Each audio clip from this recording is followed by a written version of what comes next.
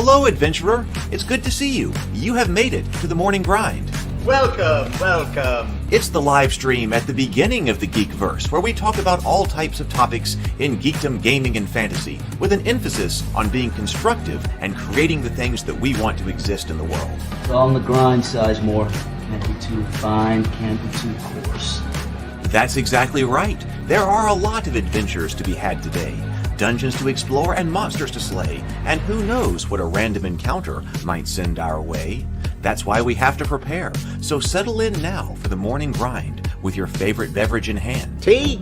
Or maybe something a little stronger. I've got a few bottles of the old Wynyard left. Whatever you want. Pull up a chair. Dude. If you're feeling fancy, how about a cappuccino? Or a frappuccino? Or how about an espresso? Just tea, thank you. Sounds good to me, Gandalf. Whatever you want. I'm just glad you're here. Everyone is welcome. You can just watch if you want. You don't have to worship anything you don't want to worship. Thank you, Mike. But be forewarned. Sometimes we get really strange characters around here. Wait, what's that you say? Why can't you come and be a part of the stream? My wife would disown me. Oh no, I bet she'll be fine with it. Come on in. Am I scared for my safety? No. What are we supposed to do? Everybody do the secret handshake.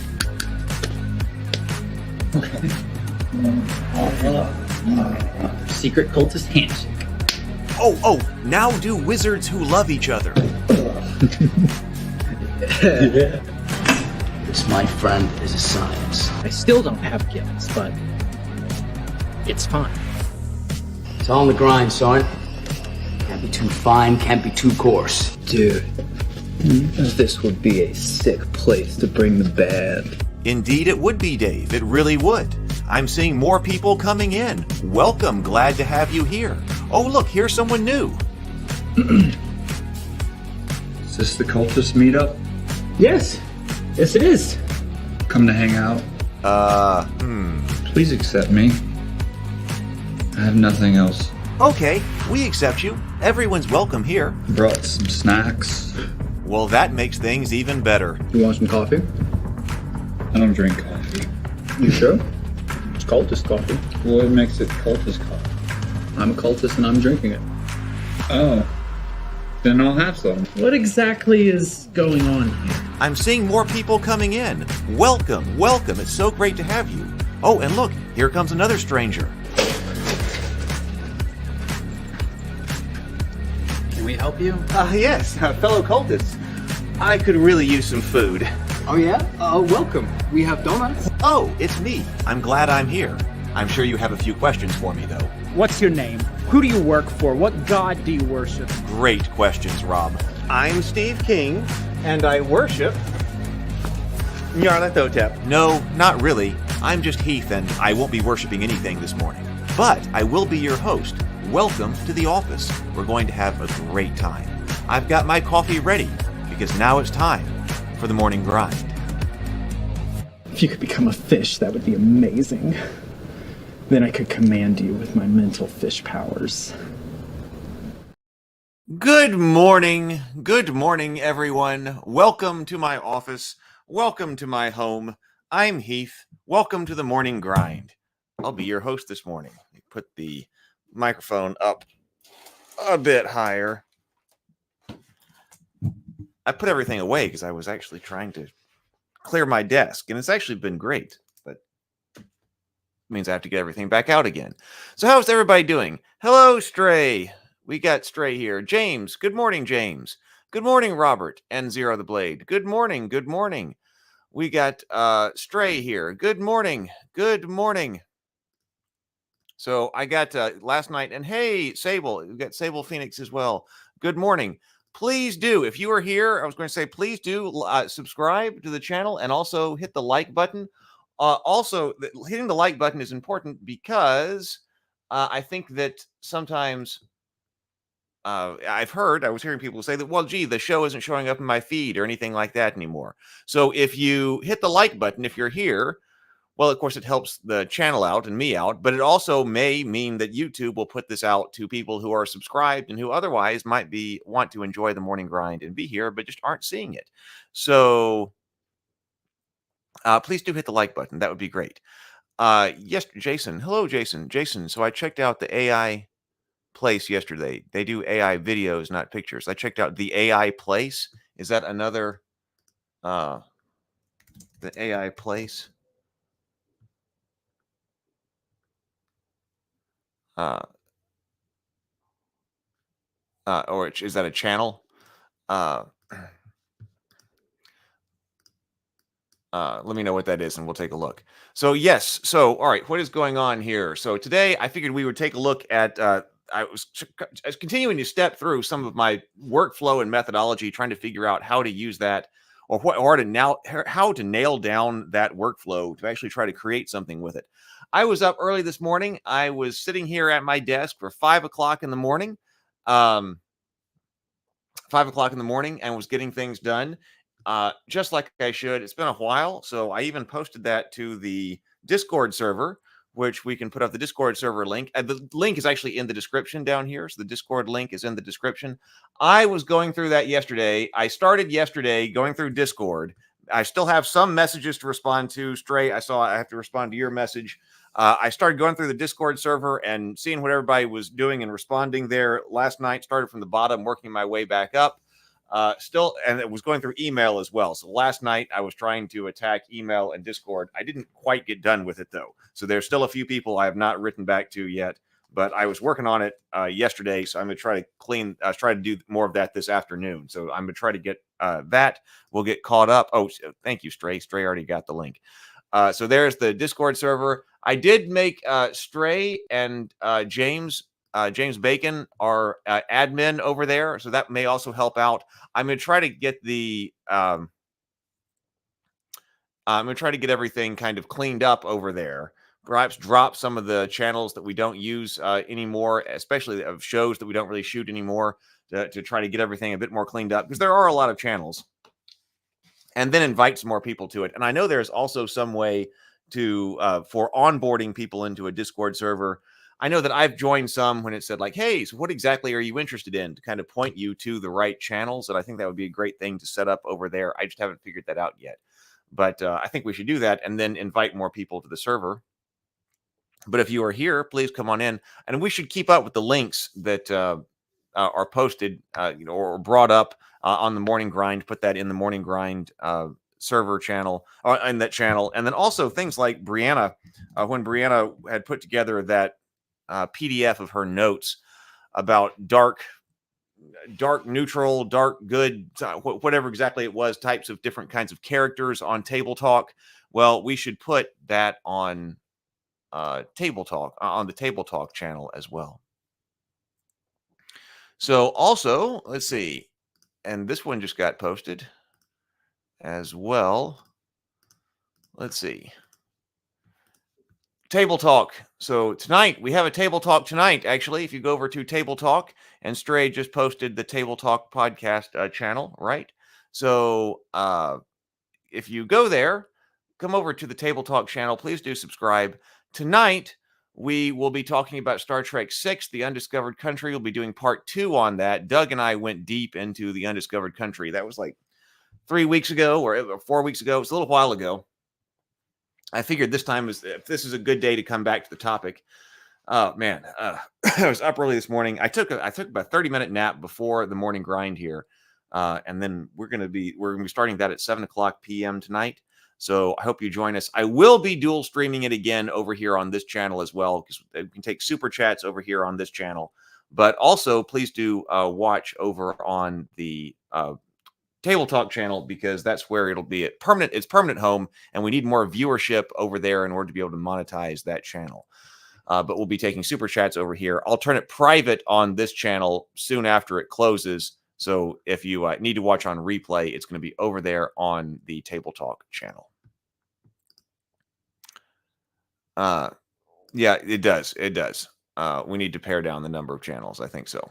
So it's just kind of, I mean, I didn't know exactly what worked. So we were doing things, and some things that we don't use anymore, different shows, it needs to be pared down. So, yep, we will do that. And then also, yep, Stray's got it. The Goodnight Sword Indiegogo. If you are new and you have not gotten a Goodnight Sword and you have children in your family, who are, or family or friends who are the right age for the Goodnight Moon book, well, what lover of fantasy wouldn't want to read their children Goodnight Goodnight Sword, which is my medieval fantasy take on Goodnight Moon. It's the first book out in the Tales of Ravavania.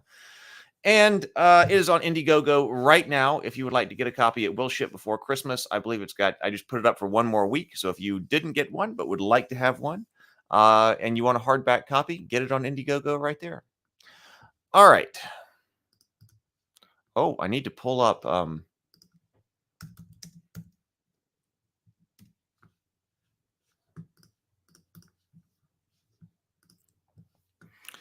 The War of Art. So let's go ahead and go to our reading this morning for The War of Art.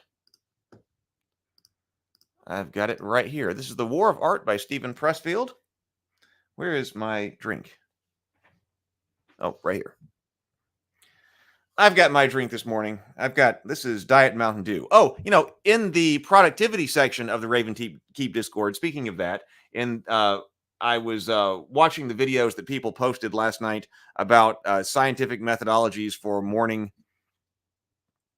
so that's in the productivity channel. So I was reading was watching that guy who was saying, and I forget who he was, but there were a couple of different videos from him to, when you wake up, make sure that you get photons from the sun. So I did do that. I was up before the sun was up, but then I walked outside and, hey, okay, look, John, I walked outside, got my photons. And then later he said, drink caffeine after that. So I've never heard about this. Make sure you get 10 minutes of sun before in the morning in order to keep your rhythm going right. So that's right. So John in JDM, John in JDM. Hey, John, welcome. Good to see you. Oh, you're the noises that we always hear up there. All right, so let's take a look. Let's breathe and sip and then do our reading. Here we go.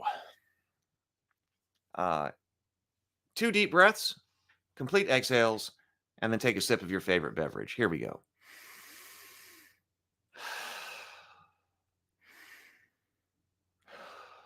And sip.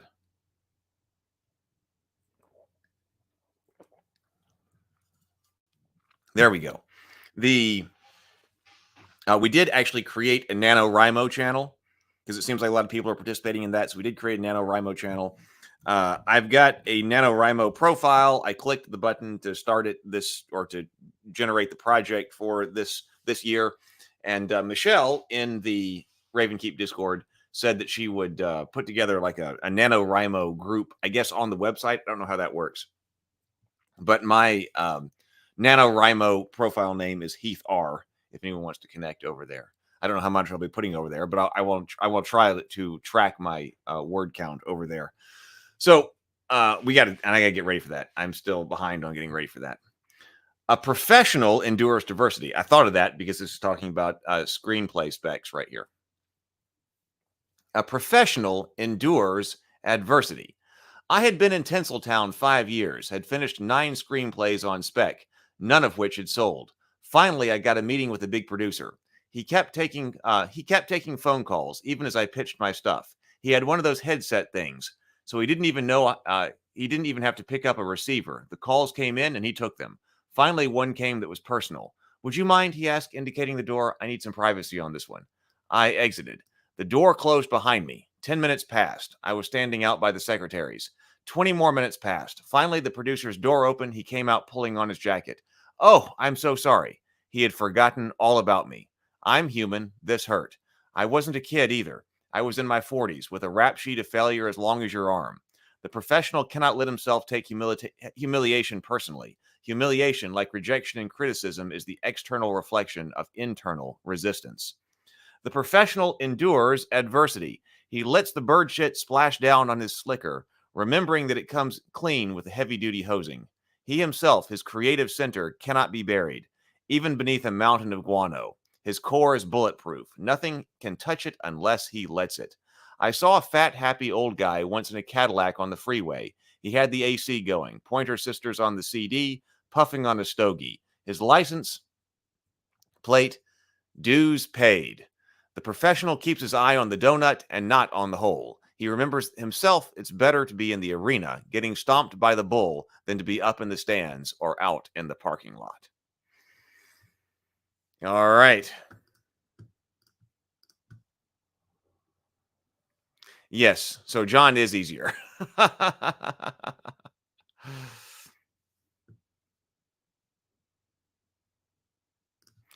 Yes, people are busy. You have to let you have to let them be busy without taking it personally. Okay. Where do we need to start over here? Yesterday we were starting to talk about the AI filmmaking procedure. We looked at at sort of the script writing stuff 2 days ago. So we've been, I guess, it's kind of been a running theme for 3 days. Although we've been looking at the visual side of stuff for the 2 days here. And I was trying to come up with, what I was trying to articulate the problem that I was trying to solve, and then trying to come up with a workflow that would actually solve that problem. So that's what we were doing yesterday. And so I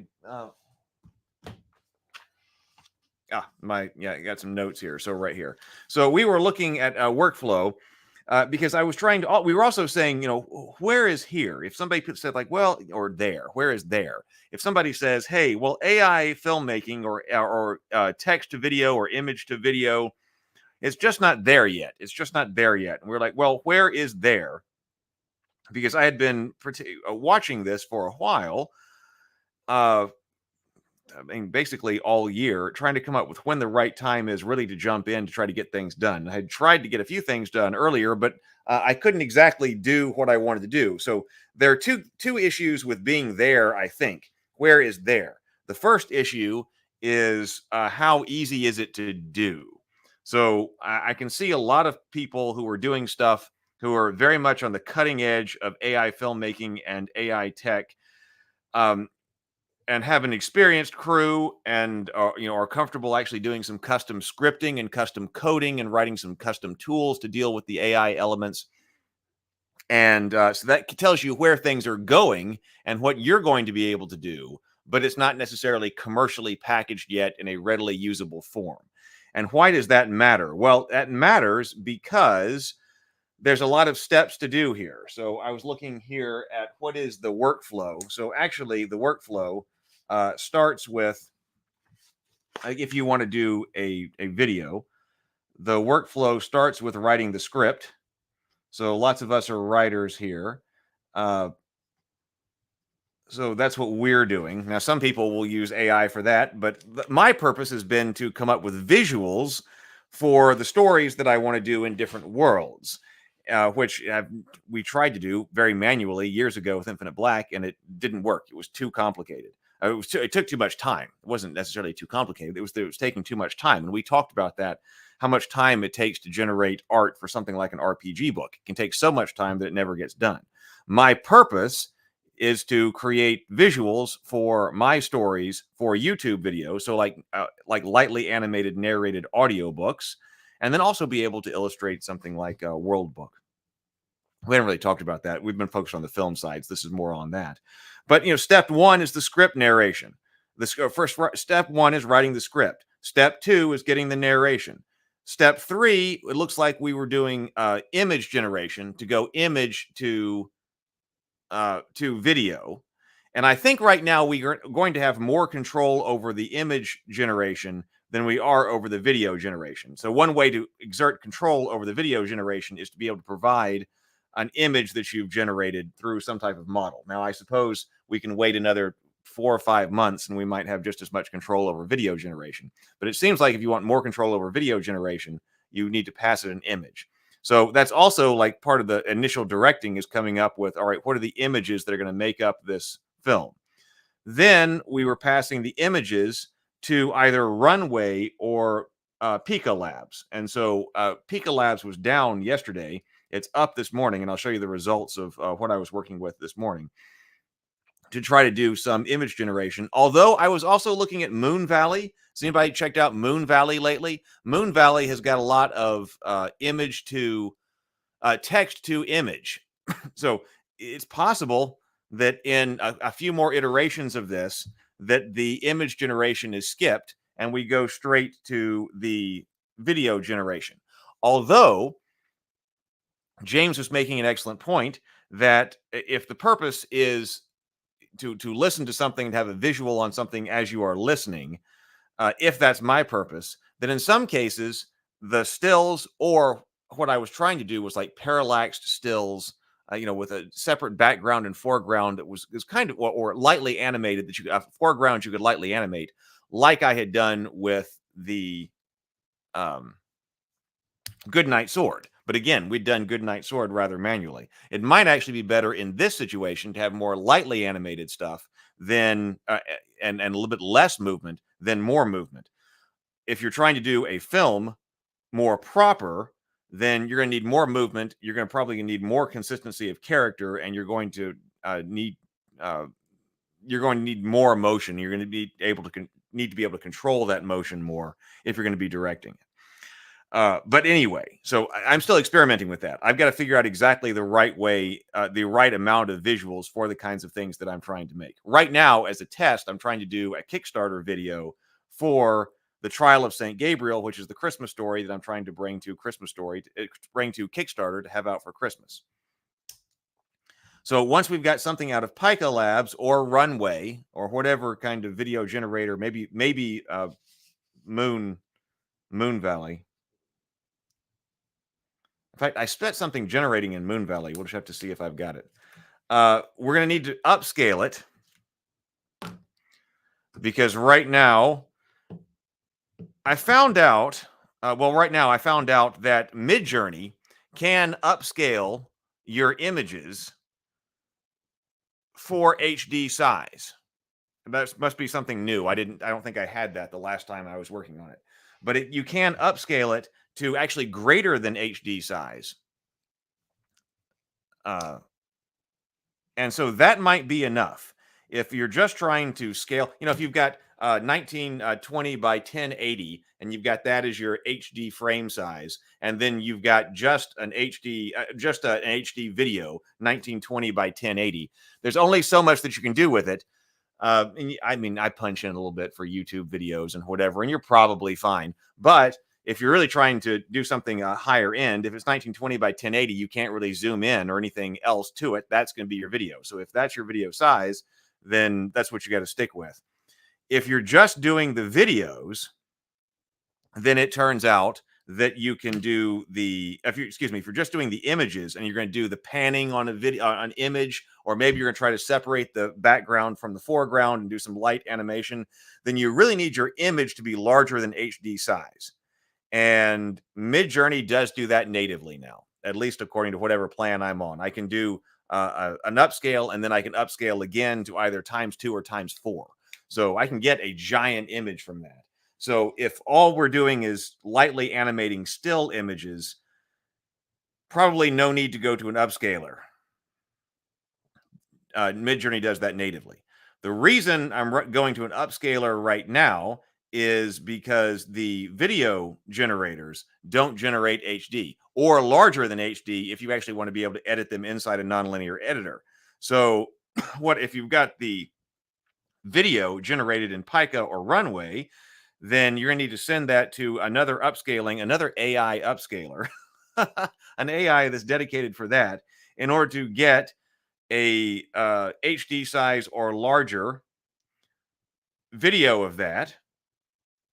And then also that's where you can interpolate additional frames if you need to. I forget that somebody was talking about that earlier or yesterday, that the movement may have been too much or too little. You might want to control that. And in Runway, for instance, you do have control over how much motion and what type of speed you're going to be putting on any particular clip that you've got.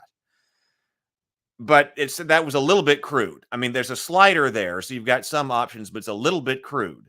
But if you go into an AI upscaler, then you can not only upscale, but you can speed up or slow down that imagery, especially if you're trying to slow it down, and then use different interpolation algorithms to not only do the upscaling, but then also do the in-between frames. And then you get something else that's HD size or larger. And then that's when you take that into Premiere. Right now I was using Premiere because I wanted to get back to that. We used to use DaVinci Resolve We used DaVinci a lot actually for the Cultist. That's what we edited that in, and that's free and that's fantastic. So there's a lot to really like about DaVinci. I wanted to get back to Premiere just in case I needed to integrate Photoshop or After Effects directly into it. I wanted to understand that pipeline a bit more, and it's been a while since I've used Premiere, so I was kind of clunky at it. So I need to get back to that, because you can do things like the generative fill inside Photoshop, which I think will be very useful if we're trying to animate images, especially with parallax. And but so basically all of that is image generation. Basically everything up to when we're adding it to any type of nonlinear editor is going to be asset generation. It's effectively asset generation. And then you edit it in Premiere, and then then you got to do your sound design after that. Okay, that was a lot, actually. As I was sitting here listening to this. So that was a lot. But let me see what's going on in the comments.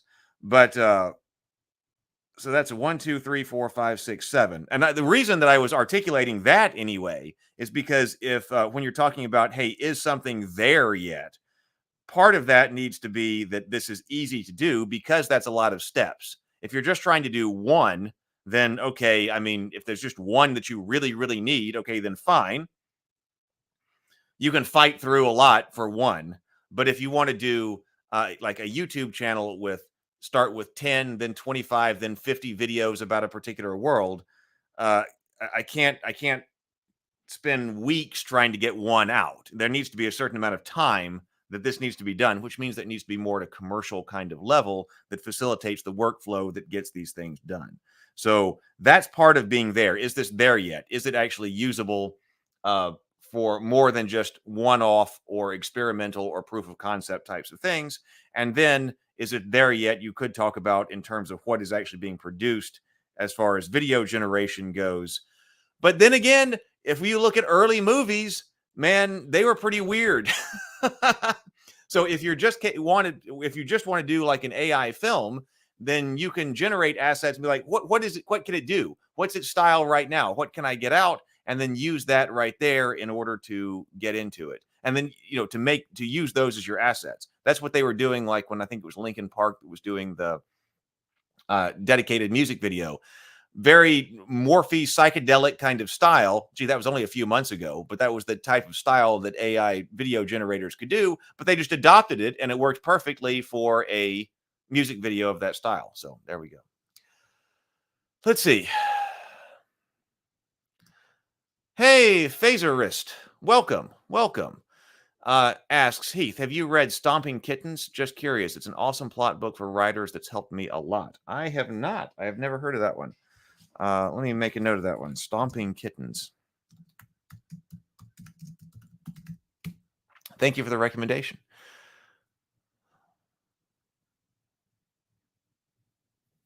I'll check that out. So PH says, maybe using that method of turning ChatGPT into Auto GPT. And by the way, I did post, I know you said that, PH, you're not on Discord. I believe you said you're not on Discord. I posted the link to the video about the ChatGPT being used to create an entire software company. That was incredible. I watched that, and then I posted that to the Discord server. I need to post a link to the What If Episode 7 was good. So that's the kind of stuff that should also be posted to the Discord server. But anyway, PH says, maybe using that method of turning ChatGPT into Auto GPT, you may use the Dolly feature to automatically create a script and the images that go along with it. You would just have to animate them. Well, I'm sure that that's something like that is going to happen.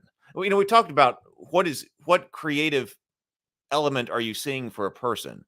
Because obviously ChatGPT can create some type of script right now. Now, it wasn't all that good. Now, also the examples that I was looking at when I tried, I mean, they were funny, but they were also from several months ago.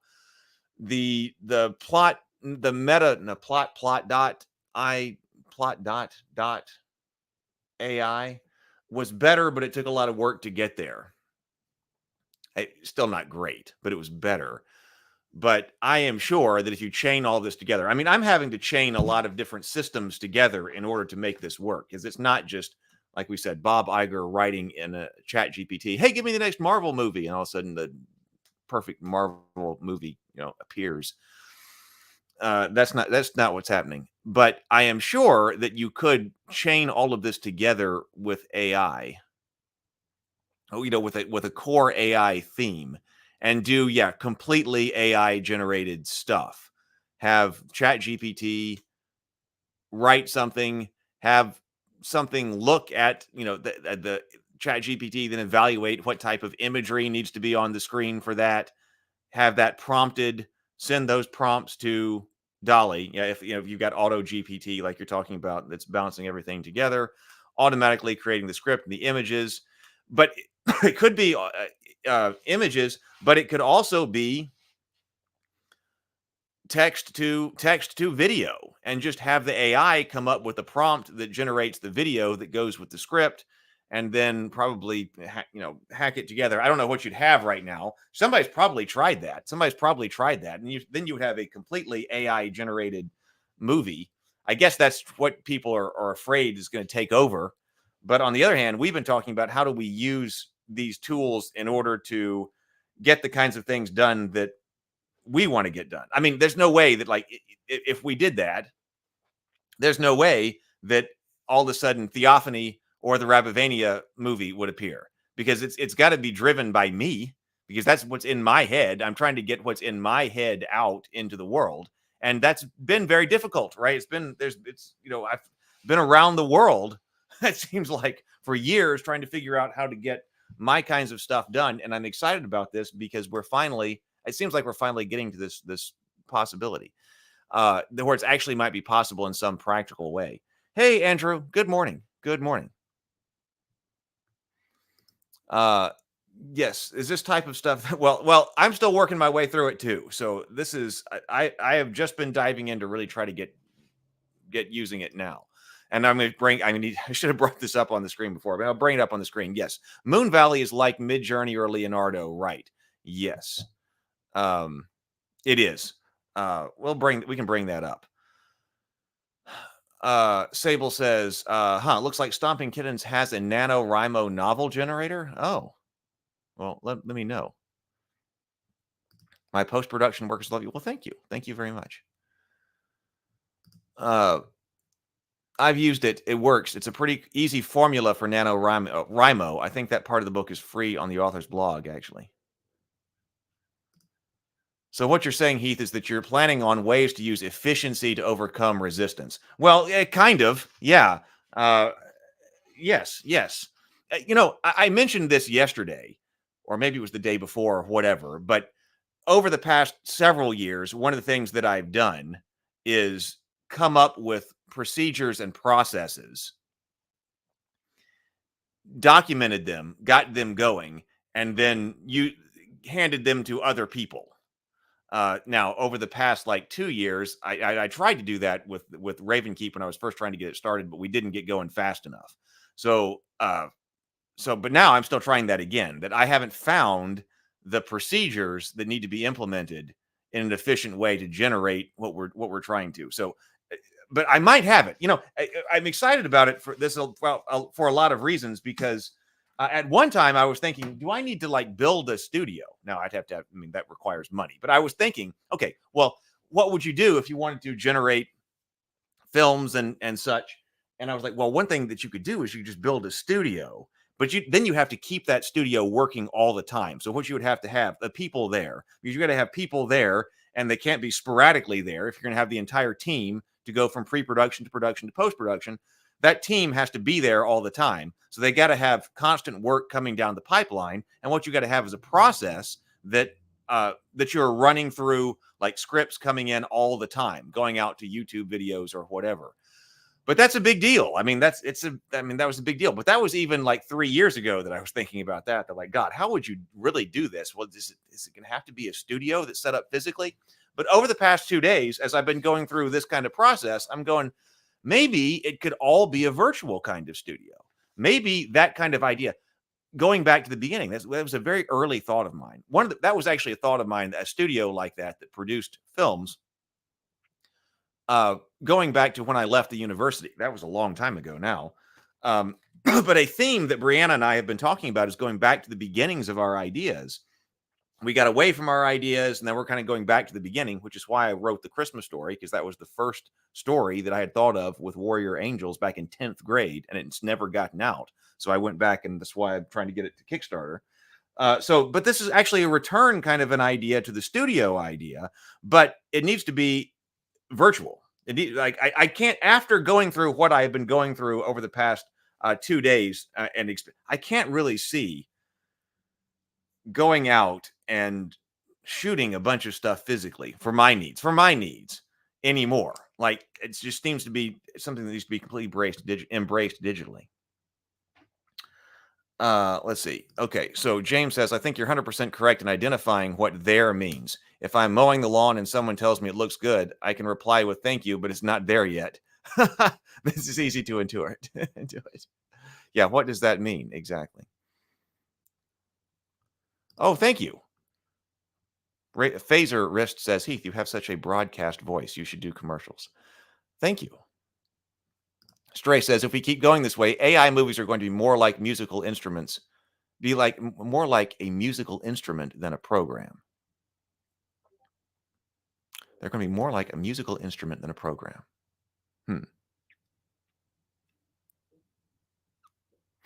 I'll have to think about that. But see, I would also say, and this is probably not exactly what you're talking about, Stray, but we were talking about Auto GPT up there. I'm not so afraid of there's going to be no human element, because I think we're going to use these tools to show off the human element. Because I know, like, for instance, let's just talk about pictures for a moment. And I do want to have a deeper discussion about AI. But after I've been investigating the tools, people will talk about the ethics of AI, and I actually do want to host that conversation on Table Talk one night. Get the right people in to talk about it. I need to do more investigation myself. We might talk about that here on the Morning Grind while I try to get my thoughts together in order one day. But we could do Instagram. Say Instagram. This is probably I'm not technical in this side of things, so I couldn't do it. But it would probably be relatively easy, given what we have today, to create Instagram and have it be nothing but AI generated. Like, you could just watch you cycle through an endless stream of Instagram pictures that are, an infinite amount of Instagram pictures that are all AI generated. And you could even, they have different AI creators that do, fantasy, and we only do pictures of shoes and then you like them, and then algorithmically it'll tell you what you like, or decide what you like, and then send more pictures your way. And you could just scroll endlessly through that. But would we do that? And probably something like that already exists, if you're, basically, because I did look through like a whole bunch of, what generator was it that also has them publicly hosted? And then you go through and you watch just things that are just flying by. Well, a lot of the Discord bots actually do that, but this was actually on a website. Now, that at least that people are prompting something there, that somebody had some type of idea at least, and then this is what it was generated by. You could just do it completely AI, but I don't think we would necessarily sit down and watch all that. I mean, it might be fun for a little while, but I think there's something about seeing something that is coming from someone's brain that is an important part of this. And with filmmaking, so few people get to do it. Like, how many Steven Spielbergs should we have? But, you need a $60 million budget. Well, how many people actually get a $60 million budget to bring their idea of a film out? Very, very, very, very few. So how many more Steven Spielbergs could we have if we could do movies on let's say a $5,000 budget? Good movies that somebody is trying to bring out, and they had $5,000 budgets, but they were actually, looked like they were much higher budget, like people are expecting to see. How many more Steven Spielbergs would we find? How many other great storytellers would we find that otherwise will just never have the opportunity to do that if they don't have the budget? So Sable says, my comment on efficiency versus resistance is a reference to a big comment I put in the Morning Grind channel last night. Okay, I didn't move my way up to that. I was working through a bunch of other things other channels last night. Eventually, you're going to turn the Geekverse into one big multidisciplinary multimedia communal studio, turning out movies, books, and games, etc. Exactly. Well, I would love that. I would love that. Let's do exactly that. Turn the Geekverse into a big multidisciplinary multimedia studio, turning out movies, books, games, etc. That's exactly right. So James says, I brought up my IT job before, but in Q&A, it's frequently the case that automating a process is not what is most efficient for that process. Flexibility is a huge part of the overall efficiency. Yes.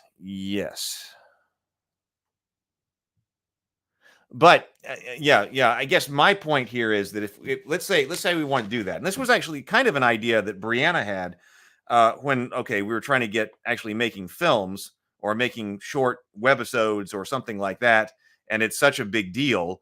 She was like, "Well, could we just do audiobooks?" And of course, we could just do audiobooks.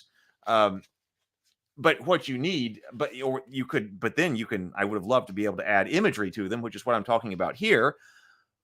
But before you bring people on board, you have to know what you're doing. So the first thing that you have to do is know what process you're going through. And so if the end goal is have animated audiobook on YouTube, what's the starting point? And then what's the steps that go through all of this? And where did everybody knows where they fit, so that you set up this chain so that script comes in, animated audiobook comes out, YouTube ready. Can you switch focus with little energy and effort and just be as effective? This part of the efficiency conversation, it has to be. In 10 years, a produced by the Geekverse label will be an automatic indicator of quality. Let's make that happen. Okay. So I did get that right. Daniel says, Stray's comment is what you're saying, that like a musical instrument, it showcases the human element and requires human talent to make appreciable art. Okay. So I did get that right. So much of movies are CGI anyway. I don't see too much bad incorporating the AI into the mix. Zero the Blade says, if Cameron Rider 01 taught me anything about AI, once it's integrated into human society, it will evolve to either become human or try to overthrow humans. That's a different discussion. You see, right now, like we say AI here because that's what everybody's calling them. But when we're talking about Chat GPT, I try to say large language models. When we're talking about the image generation, we're talking about stable diffusion models. And I believe that somebody was talking in the comments, I forget who it was, about code-assisted stuff. So, yeah, like the upscaling and stuff, that's all code-assisted. Okay. Oh, that was, okay, I don't know that show. Okay, I got you. Daniel says, all hail our overlord and CEO Heath. All hail the Dark Lord. Okay, let me go over here. Okay, I'll catch up here. Well, let me go to PH and then let me bring some stuff up and then we'll keep going. PH says, using AI will soon be akin to having an executor for your ideas. Yes, the ability to tweak the outcomes will also be optimized. We'll have greater access to fine tuning. Yes. Yeah, I think so. That's, in the Silmarillion, Eru has offspring of his thought. And I've always thought that's what I needed. I remember even when I first read that in like 4th or 5th grade, I was like, oh, the offspring of my thought. That's exactly what I need. And I know that it's what so many other people want too. So AI should allow us to have the offspring of our thought. That's where I think we're going. Okay. Hey, if you're here, please do hit the like button. Because like I said, other people say that these things are not showing up in their feed. And so they didn't think I was still doing the morning grind. So if you do like the feed, you're helping other people who might not be seeing the morning grind on YouTube or wherever you're watching. I am doing Twitch as well. But wherever you are, if you hit the like button, that would help not only me, but anybody else who might want to be here this morning in on these conversations. Okay. That was a lot. That was a lot. But that was where I got to basically trying to figure this out yesterday. Okay, let me come over here to Discord to show you where I was with, okay. I mean, most people know Midjourney. Let me stop sharing that.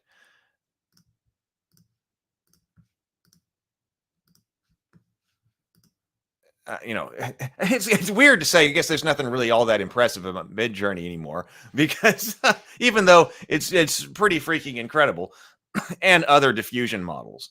But this was kind of the first step here. So this is the kind of stuff, like this is the one that I ended up going with for a depiction of the actual nativity here. I thought this was a pretty good role here. What's made this better is the ability to do in painting in Midjourney. I did post that a while back ago when I first saw that in uh, the Discord server. Um, that you can do in painting now, which was a major limitation. Oh, by the way, okay, so this right here, I changed up the wings. See, I used Adobe Generative Fill to change up the wings because the version of this that I posted in the Discord server had different wings. But James was saying that the angel Sataniel and the Trial of Saint Gabriel story that I'm trying to bring out here needed to be played by Jeff Goldblum. So I rolled up Jeff Goldblum as an angel with his shirt half open here and then put better wings on him using Adobe. But still, nonetheless, you're right. If that's an angel, people would come to watch that movie. But you can in paint. Let me show you. See, there was an example. It may have been this one right here. There was one of these versions. Oh yeah, it's right here. If you can see, this is kind of crazy. So I like this overall version right here, but there's this weird guy wearing ski goggles and this what looks like a really modern, what do you call those things? The hat here. And so I was like, well, I like this, but man, this guy with the ski goggles in the background has got to go. So if you have not been using this technology right here, then what you do is I can vary by region. And so that's what I did. You can't prompt within it. In others of these, you can do a prompt. So you can identify a region with Adobe Generative Fill. You can do that. You can identify a region. And of course, Adobe Photoshop. I used to use Illustrator most of the time, but now it looks like Photoshop is the thing coming up. With Adobe Generative Fill, you can identify a region and then reprompt for it. Reprompt for exactly what you want. So Midjourney being Discord based, I mean, eventually I suppose they'll have a web UI. Doesn't allow you to actually reprompt inside this infill, this in painting right here. But what I did is I just used the lasso tool to lasso that guy's face and then ask for a regeneration and was able to get what I'm actually going to be using, a different guy's face. It looks a bit more reasonable than the ski goggles. I don't know where that came from.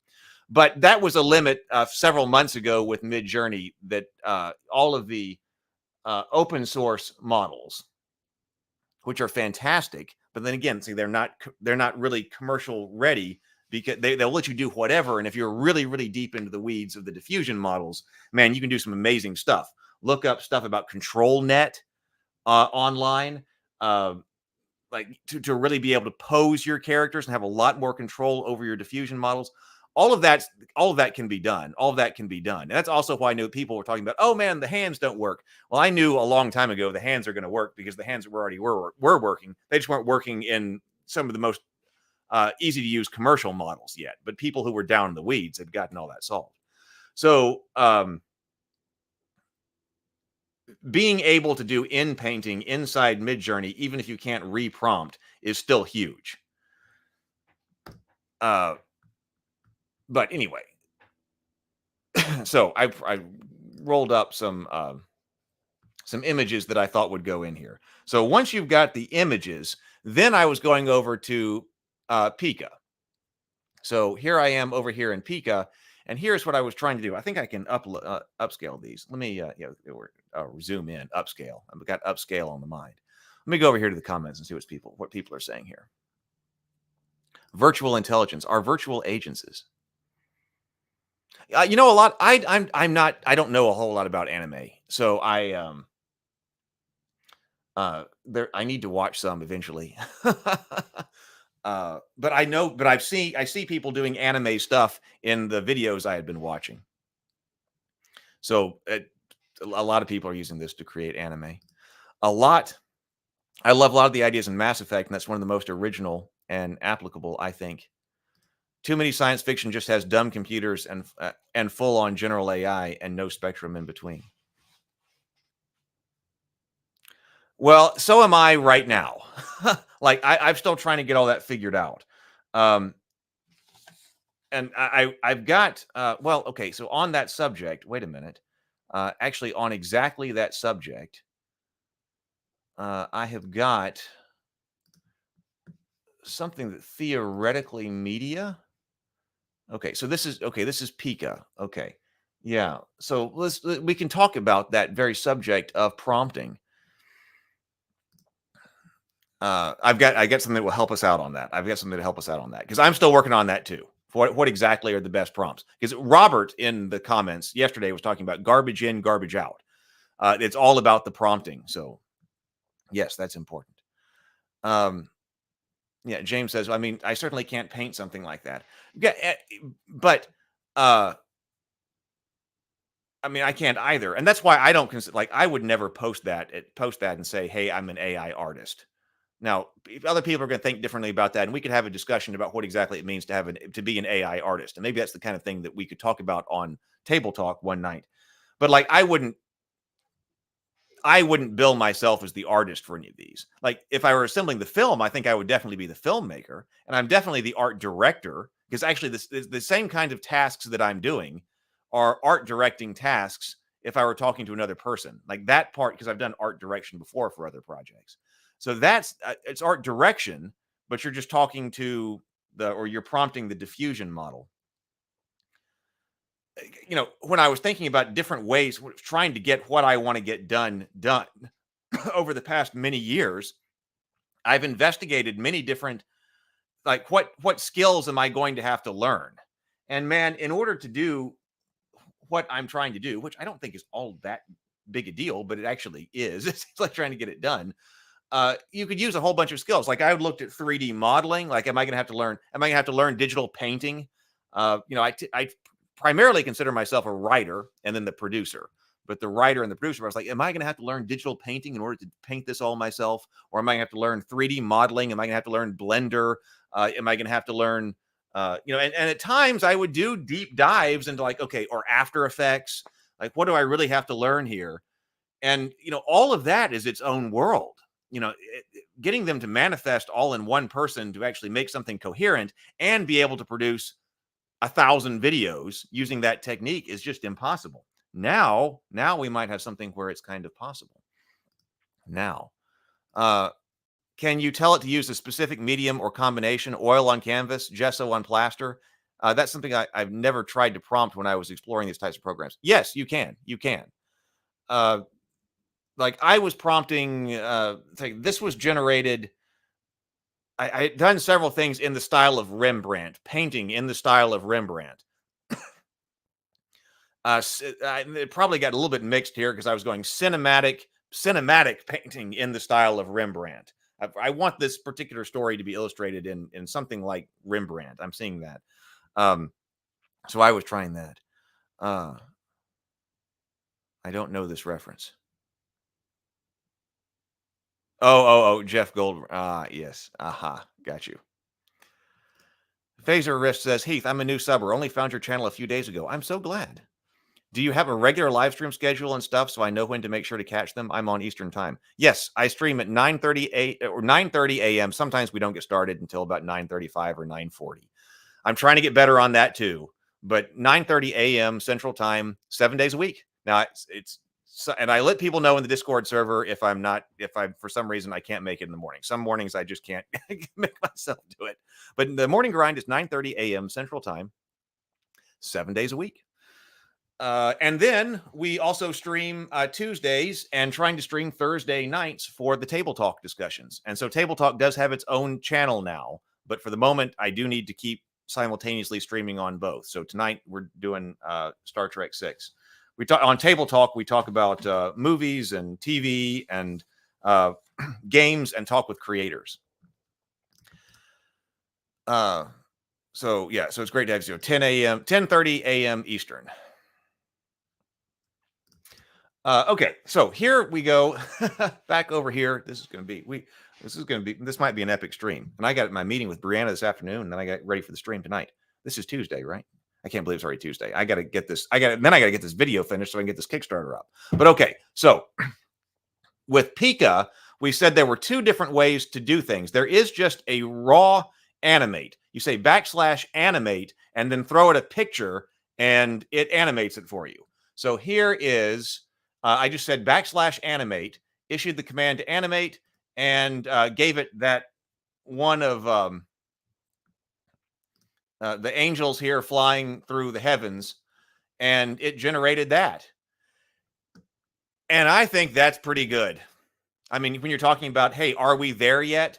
To me, when I saw that, I went, yeah, you know what? I think we're there. Because back when I was trying to work with Journey to the Tree of Sorrows and do all of these, do all of this completely manually myself, if I had been given that photo and I had wanted to add some type of animation into it, in an ideal world, I probably would have done something that looks very close to that. Now, I noticed the angels do kind of fade away.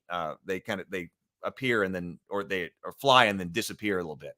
But I mean, we could do that again and generate more, roll up some differences. But generally speaking, the people down at the bottom move. It looks like a crowd, and the angels fly. That's a little bit of animation to a photo. We can control later the exact speed if you want things to not change that much. But like, I went, okay, that's it. That I would, in general, put as part of the stream, the video. I mean, that sounds pretty good. I did the same thing over here with just animate, and I threw it the picture of Mary and Joseph here. I love it's just 3 seconds. It gives you, that's a limitation too. You're not generating a 90-minute movie. Here's a photo. Generate a 90-minute movie. We're not doing that yet. We're getting 3 seconds worth of animation. So Pika Labs gives you 3 seconds worth of animation. I love the child's head move. Jesus's head moves down there. That works to me. Now I found a way to improve that. You see the ski goggles guy is not there. But again, for a light animation of an image, I will take it. I will take it. Now I did, if you go to \create, then you can give it a prompt and an image. You can just text. You can just text prompt. But if I give it a prompt in the image, I prompted angels of heaven are flying overhead. And I gave it that image. And it does, like there's an angel that appears over here that might be a little weird. But I think you get more motion with the angels and they don't disappear. So I think this one is a little bit better. And I'm going to experiment with masking 2 of them together. That's an additional step that probably doesn't need to be in the workflow in general, but I'm experimenting with different things. So I'm thinking, if you didn't like this angel that flies up from the crowd into the cloud right over here, you could probably mask that with this one, which I think has just a cleaner general movement of the crowd over here. But maybe it also doesn't matter. It depends on how much time you want to spend on any particular one, and how much time you've got. So then I went back because I wanted to compare the use of animate to create. And so here with create, I've got men and women are amazed and marveled over the infant. So I did a create here, gave Pika the prompt, men and women are amazed and marvel over the infant, and then fed it that image of Mary and Joseph. I'm not sure who this other person is. I'm not sure if this is Joseph or this is Joseph, but their shepherds do come up. So it's probably one of them is Joseph, and one of them is one of the shepherds. This one, I think, gets some really nice movement over here. That's why I was like, maybe I could experiment with some masking. Was it this one? I guess it was. I noticed that it didn't animate him over here as much, and it didn't animate the infant. But this guy got more animated in what he's doing over here. So maybe some type of mask and animation between those two, because I really do love the infant head movement. I mean, you're looking down on the infant anyway. So I think the infant head movement might win, unless I can try just experimenting with masking and try to put 2 of them together. Or maybe I just roll. For inputting nothing but an image, animate this here, and you get that back. I mean, amazing. It's pretty nebulous, but for giving it just the image, I think it's all right. Yeah. The baby's better than the angels. Maybe it had something more local to work with, gives better results. Maybe. Or like a lot of people are recommending anyway, just do 3 generations, because it's not like if I did it again, I mean, if I did, let's just do it. Let's just go to a /animate.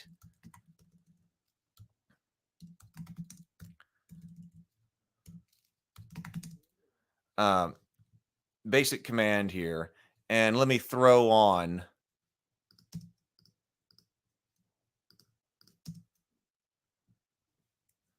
oh my god, that's the gigantic picture.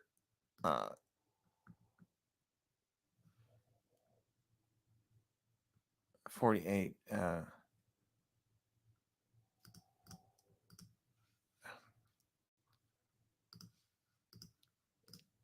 well, if I could find the original.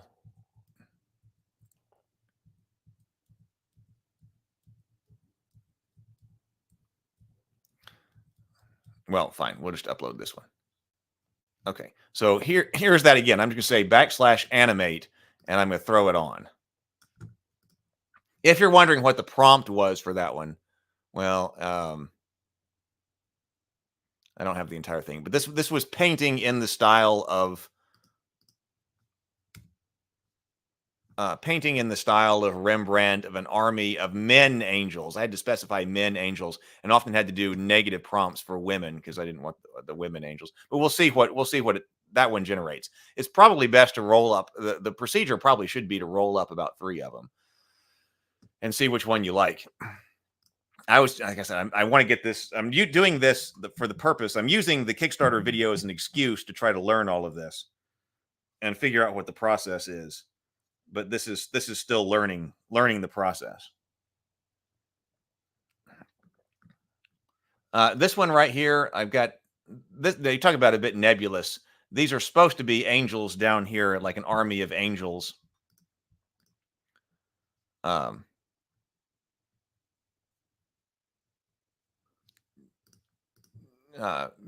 that one is also a bit nebulous. I didn't end up using this one, but I was just experimenting with different things.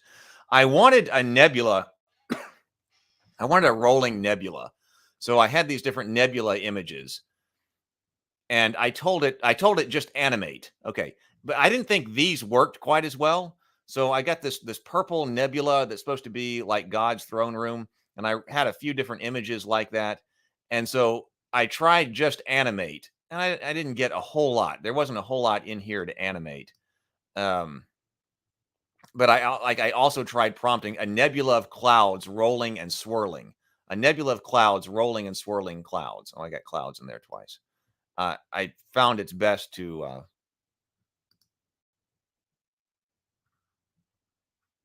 for me to write my prompt in like a text file or something, because I always misspell things and write weird prompts. And also that helps you keep your prompt. That's another part of the procedure, actually, is if you keep your I would want all of the prompts saved in a text file with the project. So if you need to go back to it, you need to remember what type of style it was. I would want that procedure. I would want those prompts saved. But nonetheless, it does a little bit. This is the one that was best. You can see this. I'm not completely happy with this image, but this is the one that animated best right here. Because you can just kind of see slight movement of the clouds, which was all I was kind of working for. I just wanted some slight movement of the clouds here. And so I got that one. And so I experimented with that one and took it on. I was trying to get some experiment with swords clashing. So that one is not also. Okay, so this is just a text prompt. This was generated. Let's see what it is.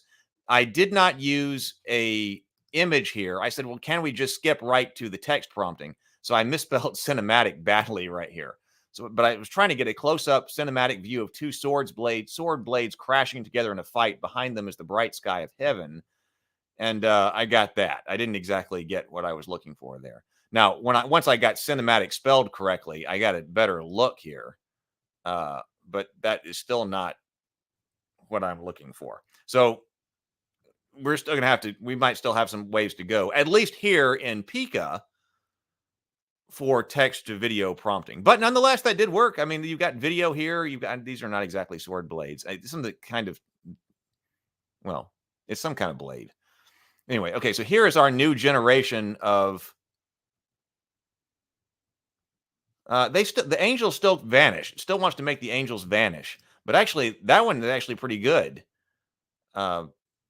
I like that one a lot too. That one might be a good one to use. So give it a few rolls and then see what comes up. Phaser Rift says, still 3 seconds of animation. Think of it being applied to comic book panels. Would probably work great for online homebrew comic books. Yes, it probably would. Yes. I'm sure a lot of people are going to be doing things like that. Comic books are probably going to be very popular. Like lightly animated comic book panels, like Harry Potter pictures, but in comic book panels, you could totally do something like that. Yes. Yeah, and saving all the prompts. So that's what I'm trying to nail down. What is the procedure here? Okay, so yeah, that one is the best. I'm going to save that one actually. So I'm going to download that one.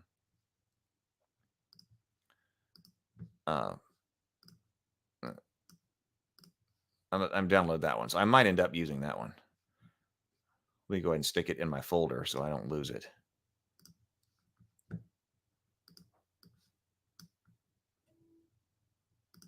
That is a raw animation.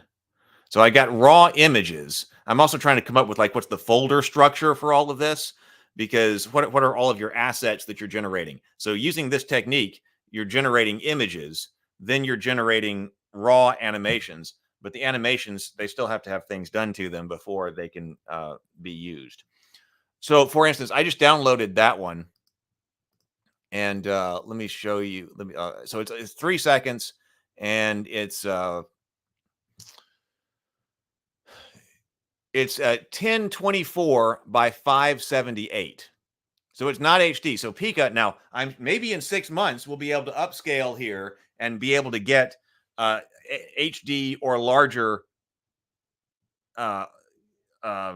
files out of this. But at the moment, when you download it, all you got here as an option is 1024 by 576. So that's, you're not gonna be able to put that in an HD video. Okay. Now so Pika, this Midjourney, where is Moon Valley. Okay, let's see what people are doing in Moon Valley here. So this is like, okay, so here's what somebody was doing. I haven't really gotten to work with this yet, but this is a prompt. The prompt is, so this is text to video. A girl wearing a yellow raincoat is running and ascending stairs at night. Camera tracking her. Fast handheld, photorealistic, moody cinematic lighting.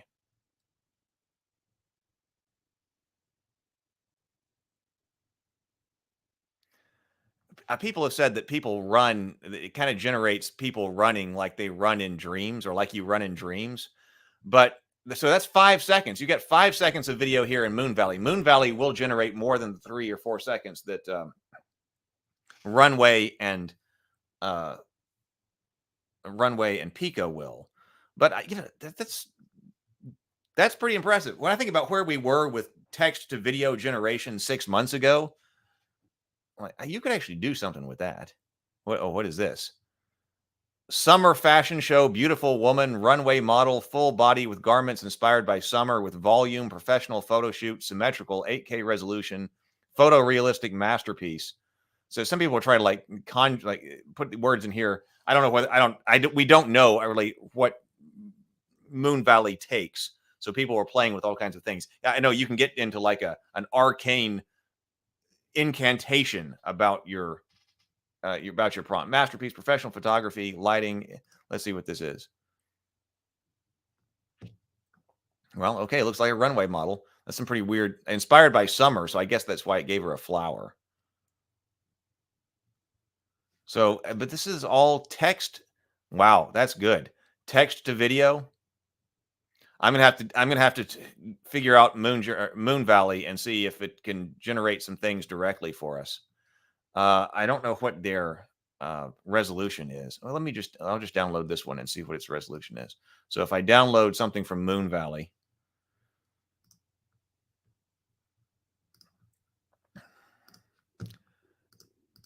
it's get info.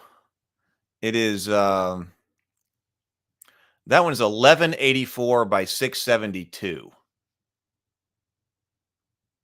at what its resolution is. Hey, I wonder if it is, okay, it does have a small watermark on it. All these seem to have watermarks on it. So, There's a Moon Valley AI. When you download Pika, like the one that I just downloaded, well, this is the new one, Angel's Best.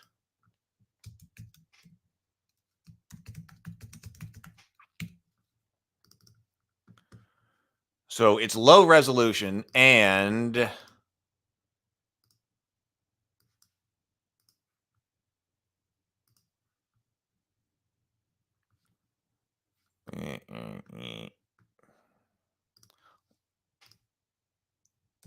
find it so I can bring it up on screen for you guys.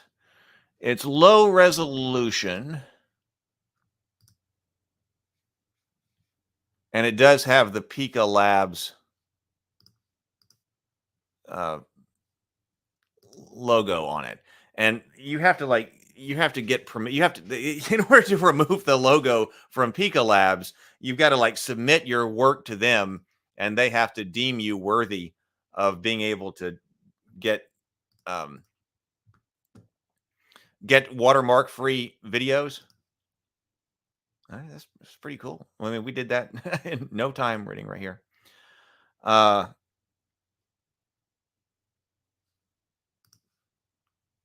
Yeah. I forget what I was saying. Let me go to the comments. See what people were saying. I lost my train of thought. Phaser Rift says, for some reason, every time I try to create a person, the AI gives me 3-foot necks. We'll see about the prompting. Andrew says, comic books tried motion comics a few years back that were basically very limited movement based on panels. It didn't take off, but maybe too expensive. Oh, really? I wonder what, I don't know, as a video or if they were inside a book or something, like a digital book. Add no giraffe, no neck, right? Isn't violence a no-no so far? There's a way around the prompt filters, but I think violence is a no-go. I have not had too much problem with that. In fact, I have a lot more problem with the AIs, with the large language models being real prudish and being real moralistic with me than I do with the diffusion models. Now, that hasn't been the case for everybody. I guess it's just the kinds of things I want to talk about. It has let me do them as far as diffusion models go. I've had a couple of problems. Actually, Midjourney is better about that. There's an initial filter, and then you can immediately appeal to another AI. And every time I've done a prompt and it's told me, whoop, there's a problem in the last few weeks, there's an immediate appeal process to another better AI. And every time I've done an appeal, it has immediately cleared it then and given me the image.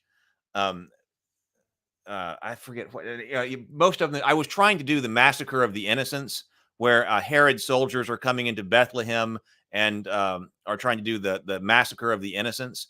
And so, Massacre of the Innocents, the prompt was something like a painting in the style of Rembrandt of the biblical Massacre of the Innocents by Herod's soldiers in Bethlehem. There was something that was the prompt. And it would stop that prompt the first time, but then I would immediately appeal and it would say, okay, you're clear, and then would run it. And so would generate. So there are some words, but I think Midjourney is better now than it used to be. It was aggravating. I haven't tried to run this prompt again, but before they had that other filter in place, or that other appeal filter in place, what it could do was I was trying to generate armor for the rabbits. And of course, they're just wearing mail. They're not wearing breastplates. But it was always generating a breastplate on the knights. And so I wanted negative prompt, no breastplate. But it did not allow me to run that prompt because of the word breast. I wonder if it would now. But even if you're saying no breast, that was it still didn't like that word. So that is an issue. It is an issue. At the moment, it hasn't been an issue for what I'm doing at the level I'm trying to do, but it could be in the future.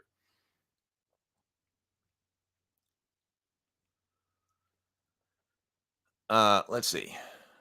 It would be Robert says, and Robert's been working with ChatGPT a lot to do the games, to do a text-based adventure game, and making a lot of progress on it. So now I've been taking a deep dive into this side of things, but Robert is the one who's been taking a deep dive into the text-based adventure games.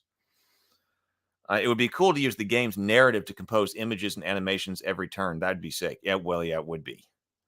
It might be too slow at the moment, but it would be cool. Room generation is also a dream, like with adjacent rooms having drastically different biomes. Phaser Risk says 6 months ago, imagine showing this stuff to someone from 100 years ago. That'd blow their lids. Yeah. Well, I mean, I suppose even if you told me 10 years ago that this is going to be something that is available and something that you can just sit down and use, I would, yeah, blow my lid.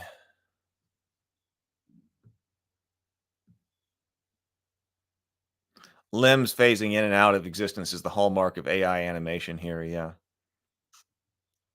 It's the animation version of the finger clusters. Maybe I should have tried bosom plate, right? No bosom plate. Okay, so where was I with that? Just trying to show how I think you get this done.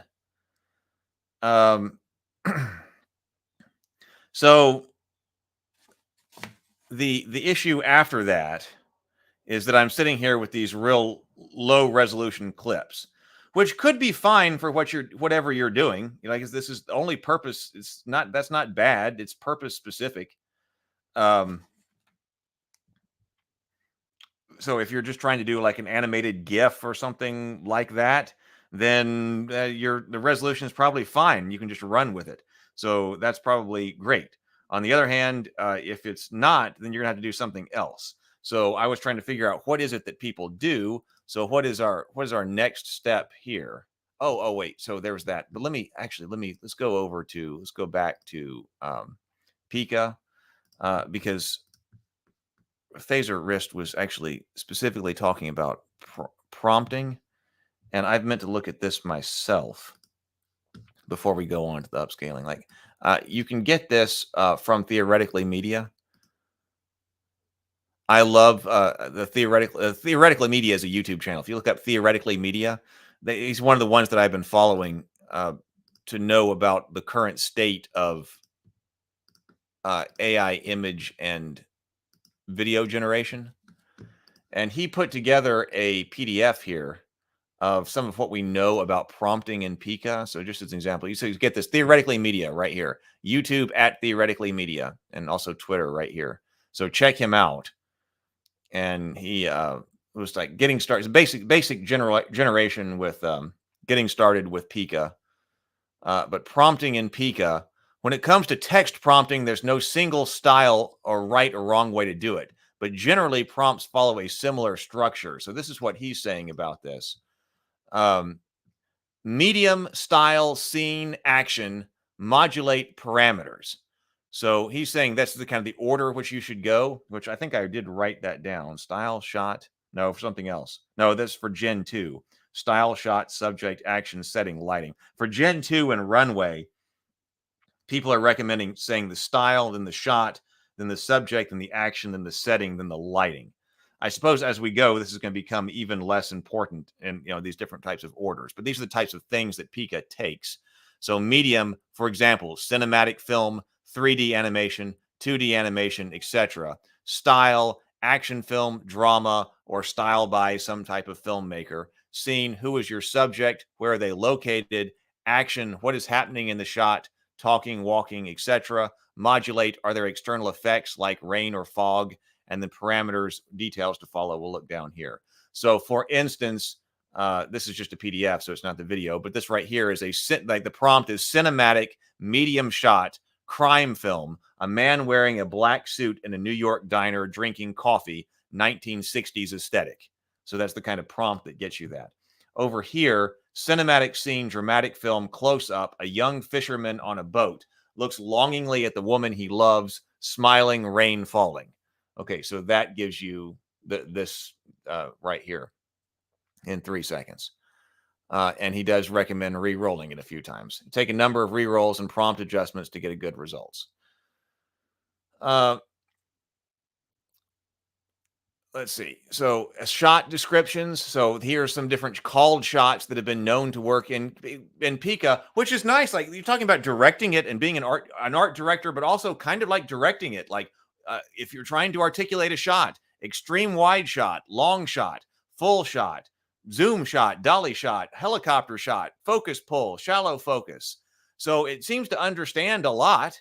So they're not always guaranteed to work, he says, but you may get results from them depending on the context and the rest of your prompt. So if you've got something specific that you're looking for, you can call it out. So I guess that's part of knowing something about actually directing a film or something when you're talking about, okay, now what shot do I want to accompany this? Or if you're actually, this text, or if you're trying to actually just do a film where you're communicating stuff mainly visually. Well, all right. So it does that. Image prompting, we were looking at that where that's what I was doing. Parameters, so you can change frames per second.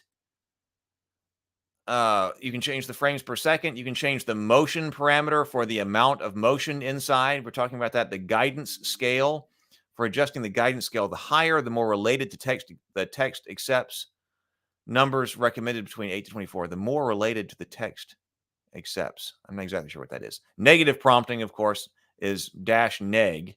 You have to remember exactly what the command is for all these different systems. So, for instance, negative, ugly, blurry, deformed, multiple limbs, pixelated, static, fog, cartoon, vector art, etc. And you can change the aspect ratio of the film that's being put out to you. So, seed, camera. So this is a really useful PDF. Check out Theoretically Media if you want to use Pika and get that. Right. Yeah. He breaks it all down. This is so. You got to get your mind in that headspace too. I'm trying to go through the entire workflow. It's what I've been trying to do here and figure out how you actually get from the very beginning to an end product, the end product being a Kickstarter video with this. So I haven't gone into super detail trying to direct individual stuff at a great level. This is my first pass at trying to get a whole minute through, So, but you can get a lot more detailed. Okay, so anyway, so that is the prompting. So yes, I hope that helps. Moon Valley is telling me something is up. Oh wait, so Moon Valley. So wait, I did send something to Moon Valley. Those swords. I was trying to get the swords in Moon Valley.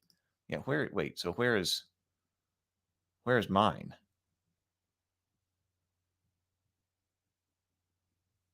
I think I was in new room 2. Somebody's clearly liking generating the as a Viking woman is washing her shield in a river. They didn't get washing the shield. Perhaps re-roll.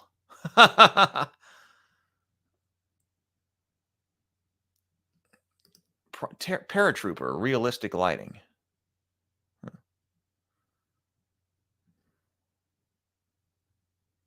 See anything that looks like swords? Oh, wait. I was afraid of this problem. So this does send you a prompt ID. Oh, right here. Okay, so here it is. So I said a close-up of 2 sword blades clashing together in a fight behind them. Oh, wait, you can't see. Hang on. Sorry about that. So this is a close-up of 2 sword blades clashing together in a fight. Behind them is the bright sky of heaven.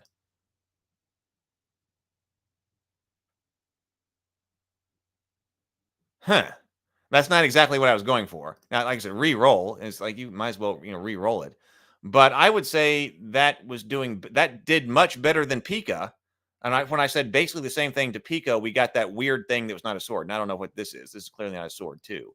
But I would say that's much closer. We got a guy walking down the basement, or the basement at the bottom there. Some kind of weird shield thing. But okay, so it needs more work. But man, Moon Valley, I see why people are going bananas over Moon Valley right now. That's pretty cool. Okay, so once you've got something, what do you do with it? Well, all right. So I was experimenting with this. I was experimenting with my nebula right before I took a nap and then started the morning grind here. Let me go over here to this. I was trying to work in Topaz here. So the next step, so if you had people going through, I guess what I'm thinking of here, one potential way to do this is once you got the script, then you get it narrated, then you put the narration into a nonlinear editor, and you start the project for that particular video that you're going to do. Then you start generating the images and basically create whoever is doing the images basically creates a storyboard live right there in the nonlinear editor, trying to match up. Okay, while this plays, I want this image. While this plays, I want this image. When this plays, I want this image. And then you need to figure out, and then you could watch the whole thing through with just static images. And then you could put Ken Burns on them, which is what I was doing the last time, a few months ago when I was trying out the Black Cipher one. And James was saying that could itself be enough, and it certainly could be enough. So you might be close there.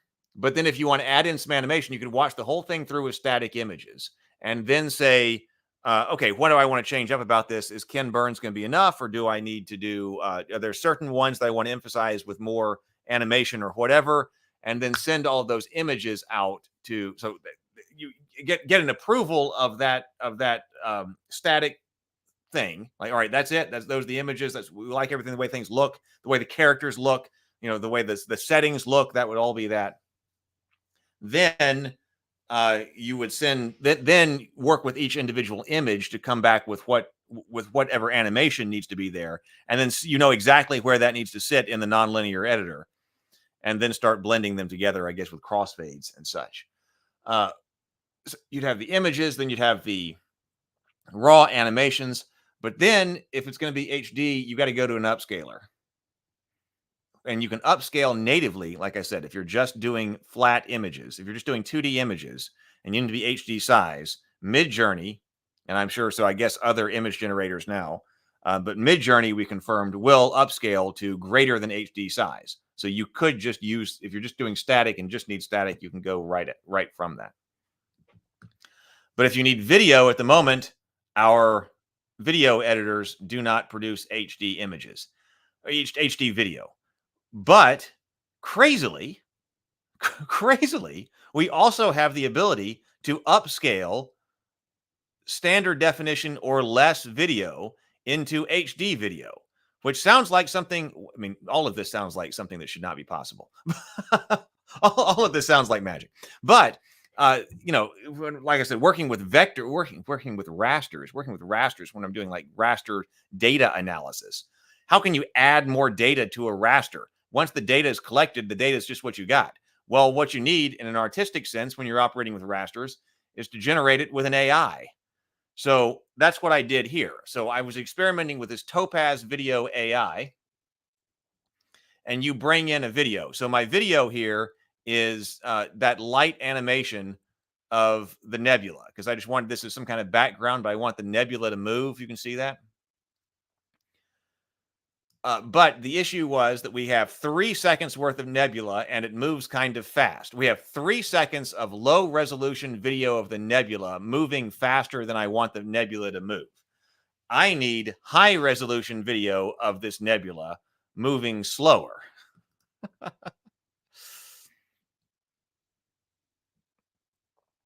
Oh, well, thank you, Stray. Stray says, Heath, you're a good person and people like you. Well, thank you.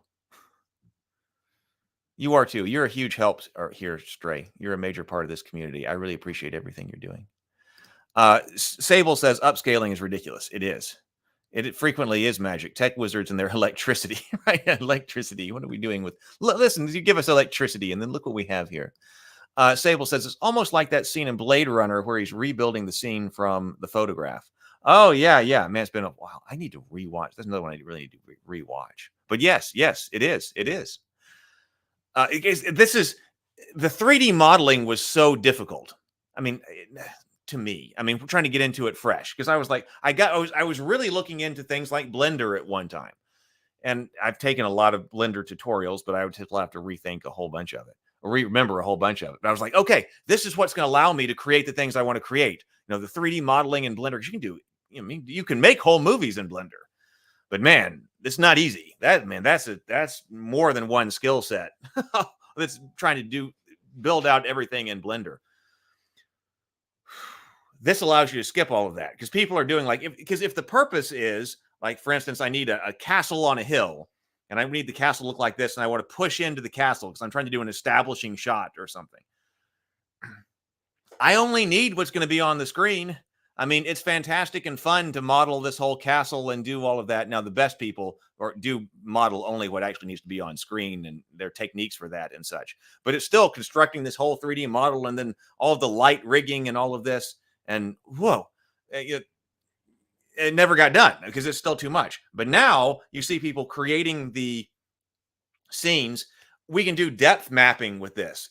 Input the depth map. And then you can even do basic camera rotations using a depth map from just the 2D image, and this reconstruction of the scene is fantastic. I've been so excited about this over the past 48 hours because it's like, yes, I finally feel like I'm able to get someplace. Because I've been assembling this on the editor, which is not something I would be able to do if I were trying to do all this in Blender. I mean, I would still be trying to delete that stupid square or that stupid cube. And actually, I'm a bit beyond that. But like, all right, I got to get from here to a Kickstarter video, and I can't even get this cube off the screen. Can you input images and say animate? Yeah, that's in Pika. In Pika, you can just input the image. It's the \animate command. That's in Pika, and then enter it, and it'll give you an animated image. Yes. I'm good enough. I'm smart enough, and doggone it, people like me. Yeah, it would be a great table talk movie. Director's cut. James says, yeah, this is why movies require hundreds of people, lots of time. It seems like bloat, but it's honest to goodness seldom is. I mean, even doing the cultists took so much time. Anyway, let me go over here. We can talk about that here in a moment. But I'll show you what was going on with Topaz. So what I did was I just brought in my low resolution, fast moving 3-second image. And I got lots of options over here, and I only ran through once. So I am not an expert in this. I didn't even actually think it worked, but it actually did work, surprisingly. So I got it to work. But so presets. What do you want to do to your video? 4 times slow motion or 8 times super slow motion. So that's the one that I picked. I just said, hey, let's do 8 times super slow motion just to pick one. But there's also auto crop stabilization, convert to 60 frames per second, convert up to 60 frames per second. I forget what, in fact, I should look. I forget what frame rate that was. Will this just tell me? So this was a frame rate of,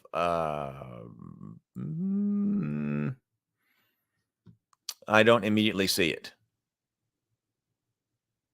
I'm not sure what Pika, that was Pika. Yeah, that was Pika. I'm not sure what Pika's frame rate was natively with its export. I could probably find out by pulling that into another thing. So I'm not sure.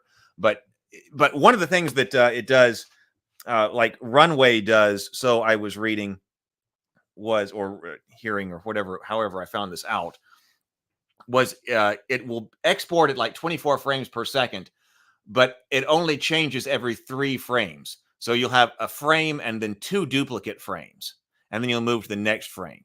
So you can get rid of that using Topaz, because ideally you want a different frame every time. So Topaz will do that for you. So I could convert to 60 frames per second.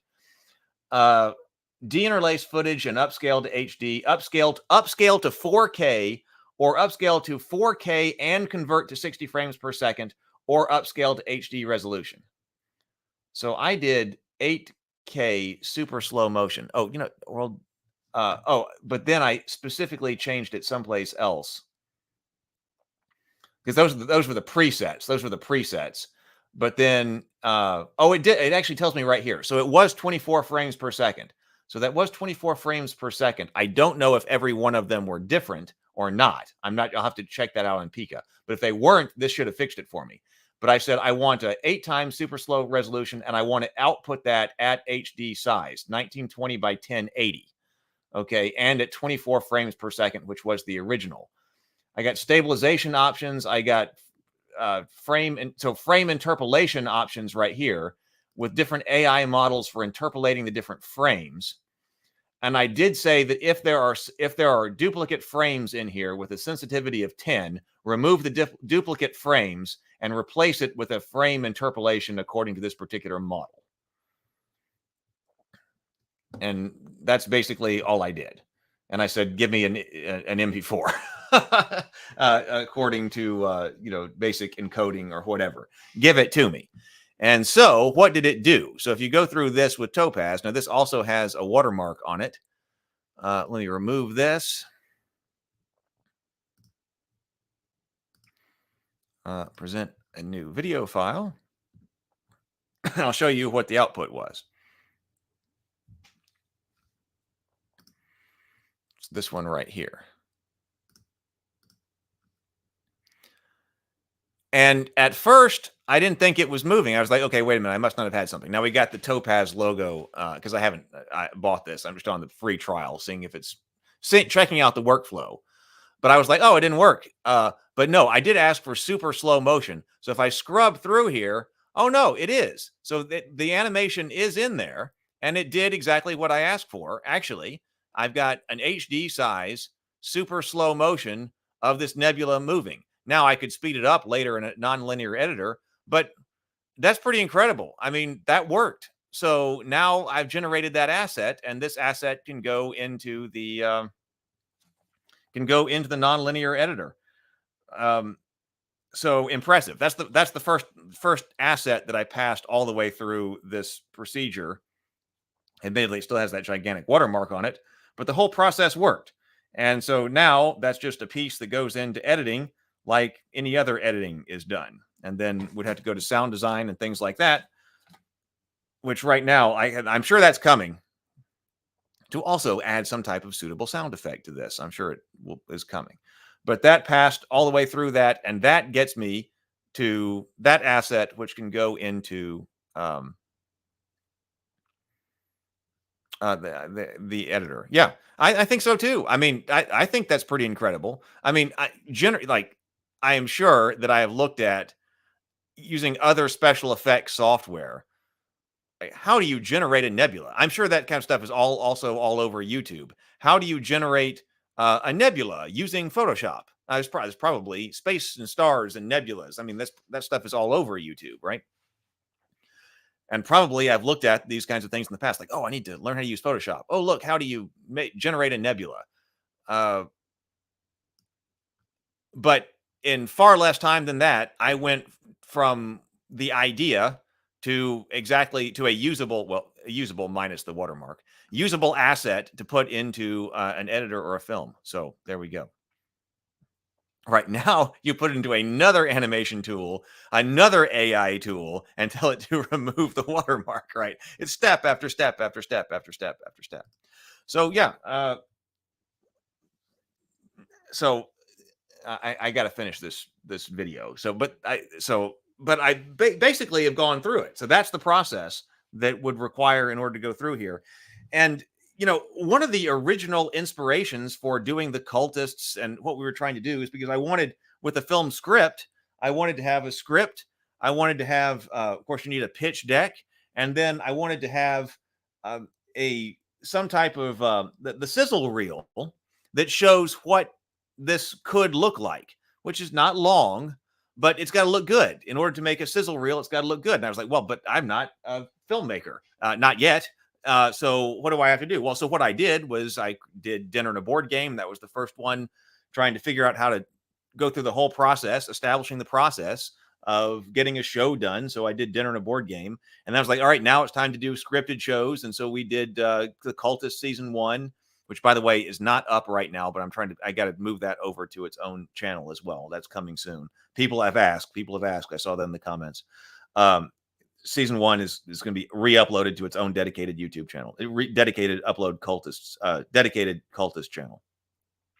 And then we did the Cultist season 2, and I was thinking, well, gee, now how do we? So the goal here is to get good enough to be able to produce some type of even 90-second kind of reel that would show Theophany well. Tales of Ravavania would have to be animated. Traditionally, I was thinking at the time, it says 90 seconds of traditionally, I mean, computer animated, but traditionally compared to AI animated material. But I don't really see any reason to do that anymore. I mean, from where I'm looking at now, over the past 48 hours, really, kind of 72, but last 2 or 3 days, digging into all of this material and what's now possible after having watched it for months. It's like, I think I can create everything that I need, from the YouTube videos that are the animated audiobooks to a really good looking sizzle reel. I mean, I don't have to create that for the 6 months anyway. So I got another 6 months of technological updates to increase the entire production value. I don't see any reason to go shoot physically anymore. I mean, for what I need, for my needs, I don't really see the need to do physical shoots anymore. I think that it's all going to be done virtually like this. I think it can do everything I want to do. Now, the disadvantage to that is that everything is at the computer. I've talked about that before. We've talked about on the morning grind. I do like to get away from the computer. That's why I like being in the workshop. That's why I like making props. That's why I like the painting the terrain and building the gaming terrain and that kind of stuff. Because I do like doing things physically, but everything is coming to the computer. I mean, everything has long been at the computer. Now it's, the streaming here at the computer. Of course, writing is at the computer. At least, at one time it's like, all right, it's time to make the Cultist. So for a few days, I get to go down to the workshop and I need to make all these props. So here's the prop list, and I need to make the props, and it's a physical process, and I'm in the workshop. Well, all that's going away too. All that's going away too. It's all sitting here at the computer. Life is sitting at the computer, which in some ways is sad. So we have to go outside, afternoon adventuring. But it's all coming to the computer. So it's just more reasons to do nothing but sit here at the computer. There's a Halloween watchmaking that's still up, I think, from a year ago. Yeah. There is. Oh, the watch along. Yeah. There is. Which we're going to do again for Halloween. We'll watch the 2 seasons for Halloween this time. All right. So there's a lot going on today. I picture Tales of Ravavania in a studio. I don't know that. I'll look that up and see what that is. But I'm very excited about this because it seems like it's kind of crazy that I'm living right here at this moment when it might be possible to do all of these things, like in a more practical way than hundreds of millions of dollars with a Hollywood studio budget. It's right now, which is kind of crazy. And even it wasn't this way last year. I couldn't have done this project last year. I couldn't have done it 6 months ago as I'm doing it now. You might have been able to fight through a few things 6 months ago, but there we go.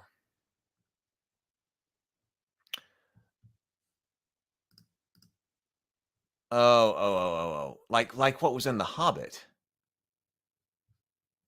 Gotcha. Okay, I'm looking up that animation style. Okay, lots to do. So I've got lots to do because I got to actually use all of this to come up with a Kickstarter video. So maybe tomorrow, we'll actually be able to look at maybe what has been able to be put together for all of this. So we will see if that can happen. Although today's a big day because in less than 2 hours, Brianna and I are talking. I'm going to talk to her some about this, but we got to talk about story and that sort of thing this afternoon. We always talk about story in the afternoons on Tuesdays.